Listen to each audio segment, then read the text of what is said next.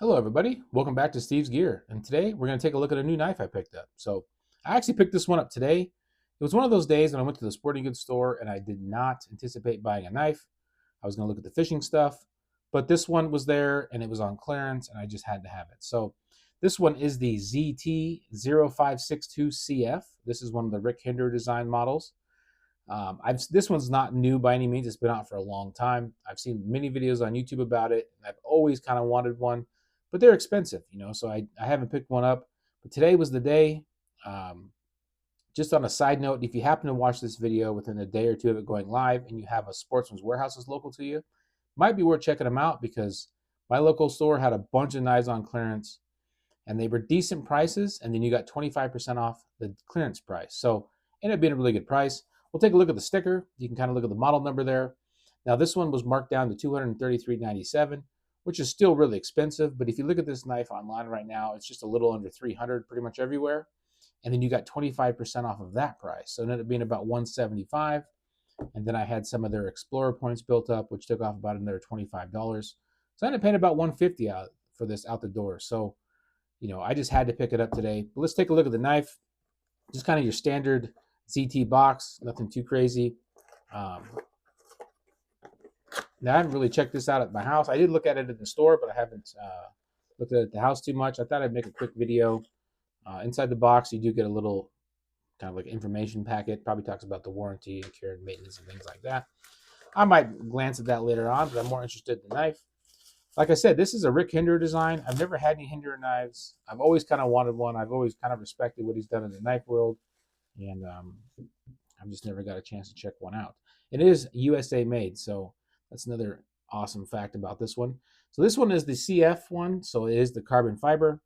The carbon fiber I think looks really, really nice. I'm a big fan of it. I don't typically seek out knives that have carbon fiber, but if they do have them on there, I do kind of like it. And so the other side has the kind of a stone washed titanium side, and it looks really, really good. I like it. I like that stone wash, kind of that darker finish. It's got a nice looking pocket clip. I like that this one doesn't have like ZT branded all over it. It's just kind of your standard clip. And I believe you can reverse it. It has kind of an interesting setup in here, but I believe you can flip it right over to their side if you want. I don't know if I will or not. I'm left-handed, so sometimes I do flip the clips, but I don't know if I'll flip this one or not. It does have your flipper tab. It's got a couple of Hinderer things. Now, I'm not a Hinderer expert. I just know a few things from some of the videos I've watched in the past. But it does have this little over travel disc here. Um, and then I believe it also has a second over travel stop on the inside here. So that's kind of I know, something that's been designed by Hinderer. And this one has the 20 CV blade steel. See if that'll focus in there. And I really, really like the finish of this blade too. It's kind of like a nice, you can see all kind of the grind lines in it through the blade. But also up here in the swedge, it's almost like a different finish up here. So it catches the light just right. It's pretty cool looking. Now this is Hinderer's slicey grind, which is also something I've been a big fan of. I really like the shape of his blades, kind of the style he does them in. This one fits the bill on that.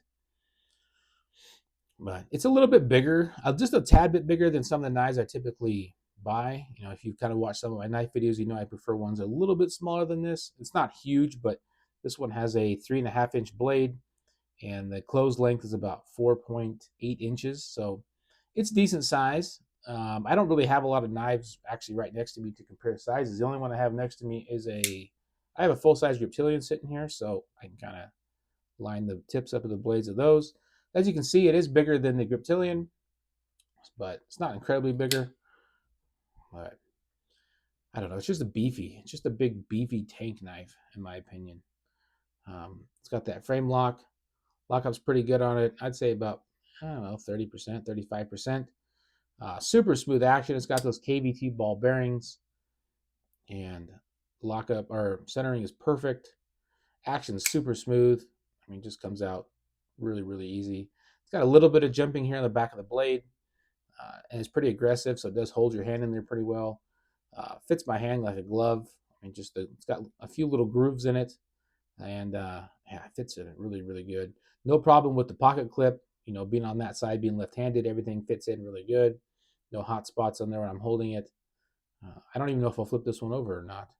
Super easy to actuate this lock bar. And it's just really, really smooth. No problems at all, especially being left-handed. It's really, really easy. Right-handed, obviously it works really good right-handed too. But yeah, big fan of this one.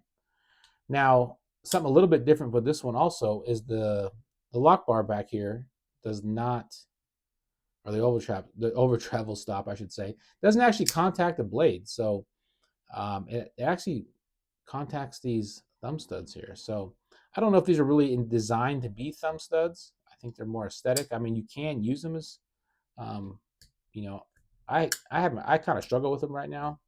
So I know it can be done. There you go. But it's much easier with the flipper tab. But actually, these actually contact the back of the frame here. You can kind of see where it sticks up, where they contact right in there. The carbon fiber is even ever so slightly retracted a little bit from there, so it doesn't hit the carbon fiber. It's a good little tip, or a good little, design cue of that. But yeah, great, great knife. I'm sure a lot of people probably already seen this one before. I just wanted to make this video in case maybe by chance you hadn't seen this before. Yeah, in the comments, I'd be real interested to know. Let me know if you've ever had one of these, or if you want one. Let me know what your experiences are with them. And yeah, it's just beautiful. It's got a little bit of heft to it. It's not super, super heavy by any means. I think this one comes in at about 5.5 ounces, but it just feels beefy. Beefy, but very well, it's easy to manipulate and great grip. But yeah, well, that's all I got for you guys today. Like I said, let me know what you think. If you've owned one, let me know how you liked it. And thanks for checking it out, and I'll talk to you guys later.